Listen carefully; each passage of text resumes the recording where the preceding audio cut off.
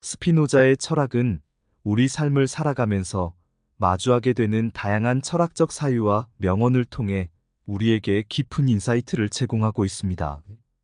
다양한 철학적 명언과 생각들은 우리가 인생을 살아가면서 가질 수 있는 여러 가지 고민과 문제들에 대해 실마리를 제공합니다. 특히 삶의 본질을 이해하고 이를 통해 더 나은 삶의 태도를 정립하는 데 중점을 두고 있습니다. 테뉴와 스피노자의 철학을 알아보겠습니다. 첫 번째로 가장 명백한 지혜의 징표는 항상 유쾌하게 지내는 것이라는 말은 우리에게 매우 중요한 교훈을 줍니다. 인간은 살아가면서 여러 어려움과 고난을 마주할 수밖에 없지만 그 속에서도 유쾌하게 지낼 수 있는 능력을 가진 사람은 지혜롭다고 할 수 있습니다.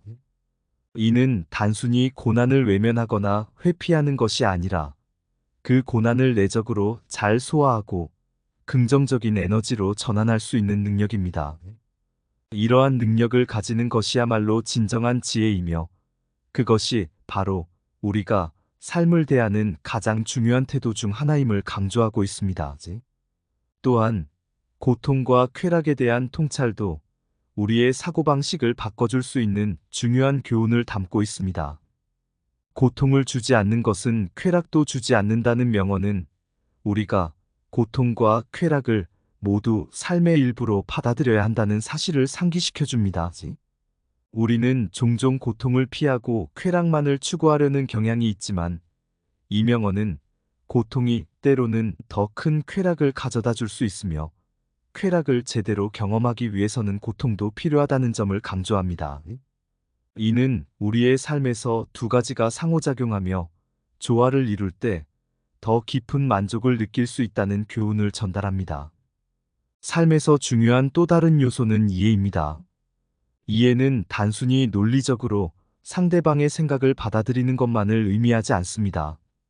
이해하면 자유로워진다는 말은 진정한 이해는 상대방의 감정과 사고방식, 그리고 그들의 인생 경험까지 포괄하는 것이며 그 이해를 통해 우리는 더 자유롭고 넓은 시각을 가지게 된다는 사실을 깨닫게 합니다. 이해를 통해 우리는 자신이 가진 편견을 벗어나고 더 넓은 시야로 세상을 바라볼 수 있게 됩니다. 이를 통해 우리는 더 자유로워지고 고정된 사고에서 벗어날 수 있게 됩니다. 과거의 경험을 통해 배우는 것도 중요한 교훈 중 하나입니다. 현재가 과거와 다르길 바란다면 과거를 공부하라는 말은 우리가 과거의 실수와 성공에서 배울 수 있음을 강조합니다. 인류의 역사는 반복되는 경향이 있기 때문에 우리는 과거의 교훈을 통해 현재를 더욱 현명하게 살아갈 수 있습니다. 과거를 잊고 새로운 길을 모색하는 것보다 과거의 경험을 바탕으로 현재의 상황을 개선하는 것이 더 나은 선택일 때가 많습니다. 이는 개인의 삶뿐만 아니라 사회적인 변화에도 적용될 수 있는 중요한 지혜입니다. 자부심과 자만심에 대한 명언도 우리의 태도와 마음가짐을 돌아보게 합니다. 자부심은 스스로를 사랑하는 자신의 과대평가다. 자만은 스스로를 정당화함으로써 얻어지는 기쁨이다라는 말은 자부심과 자만심의 차이를 설명합니다. 자부심은 자신의 능력과 가치를 인식하고 존중하는 긍정적인 태도이지만 자만심은 자신을 지나치게 높이 평가하고 다른 사람을 무시하는 부정적인 태도입니다. 이러한 자만은 결국 자신을 성장시키기보다는 오히려 타인과의 관계에서 갈등을 일으키고 자신을 고립시키는 결과를 초래할 수 있습니다. 따라서 우리는 자부심을 갖되 그것이 자만심으로 변질되지 않도록 항상 경계해야 합니다. 사랑과 우정에 대한 명언도 우리의 인간관계에서 중요한 통찰을 제공합니다. 이성 간의 사랑은 우정이라는 영역 안에 들어오면, 즉 서로의 뜻이 무난히 전달되면서 곧 사라져버린다는 말은 사랑과 우정이 때로는 서로 상충하는 감정임을 보여줍니다. 우정이 깊어질수록 사랑의 감정이 옅어질 수 있으며 반대로 사랑이 깊어질수록 우정이 희미해질 수 있다는 점을 시사합니다. 사랑과 우정은 서로 다른 감정이지만 이 둘의 관계는 복잡하고 미묘한 상황 속에서 변화할 수 있음을 알려줍니다. 결혼에 대한 통찰은 우리가 인간관계를 더욱 깊이 있게 이해하게 만듭니다. 결혼은 세 장과 같다는 비유는 결혼이 자유를 제한하면서도 동시에 서로에게 의지하고 배려하며 함께 나아가는 과정임을 나타냅니다. 결혼은 서로 다른 두 사람이 함께 만들어가는 여정으로 그 안에서 서로를 이해하고 배려하는 능력이 중요합니다. 외부에서 보면 결혼이 자유를 제한하는 구속처럼 보일 수 있지만 실제로는 그 안에서 더욱 깊은 유대와 신뢰가 형성될 수 있습니다. 행복에 대한 명언도 우리에게 큰 교훈을 줍니다. 행복은 미덕의 보상이 아닌 미덕 그 자체다라는 말은 행복이 외적인 성취나 물질적인 것에서 오는 것이 아니라 내적인 가치와 덕목에서 비롯된다는 것을 보여줍니다. 우리는 종종 외부적인 조건이 충족되었을 때 행복을 느낄 것이라고 생각하지만 진정한 행복은 우리의 내면에서 스스로 만족감을 느낄 때 찾아오는 것입니다. 행복은 물질적인 것에서 오는 것이 아니라 우리가 내면적으로 성취한 가치와 덕목에서 비롯된다는 점을 상기시킵니다. 다른 사람들과의 관계에서도 중요한 교훈을 얻을 수 있습니다. 세 사람이 한자리에 모이면 그 의견이 모두 다르다는 말은 각자의 배경과 경험에 따라 사람마다 생각하는 방식이 다르다는 것을 상기시킵니다. 이러한 다양성은 인간관계를 더욱 풍요롭게 만들며 우리는 서로 다른 견해를 존중하고 수용하는 과정에서 새로운 인사이트를 얻을 수 있습니다.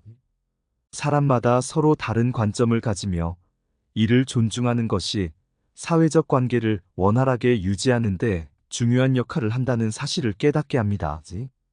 우리는 종종 도전에 직면하며 그 도전에 어떻게 대응하느냐에 따라 우리의 성장과 발전이 결정됩니다. 자신은 할 수 없다고 생각하는 동안에는 그것을 하기 싫다고 다짐하고 있는 것이다라는 말은 우리가 스스로의 한계를 설정하고 포기하는 것이 아니라 끊임없이 도전하고 노력해야 한다는 것을 상기시킵니다. 자신의 능력을 믿고 도전하는 태도는 결국 더 큰 성취로 이어지며 이를 통해 우리는 더 나은 사람이 될 수 있습니다. 언어와 말에 대한 통찰도 매우 중요합니다.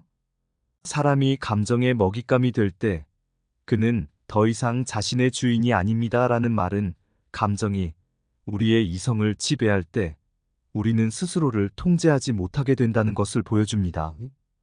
감정에 휘둘리면 우리는 이성을 잃고 상황에 적절한 판단을 내릴 수 없게 되며 이는 결국 자신에게도 해가 될 수 있습니다. 말과 행동을 적절하게 조절하는 것은 인격과 지혜의 중요한 요소이며 이를 통해 우리는 성숙한 인간이 될 수 있습니다. 사랑과 미움의 관계에 대한 명언도 우리가 감정의 복잡성을 이해하는 데 도움을 줍니다.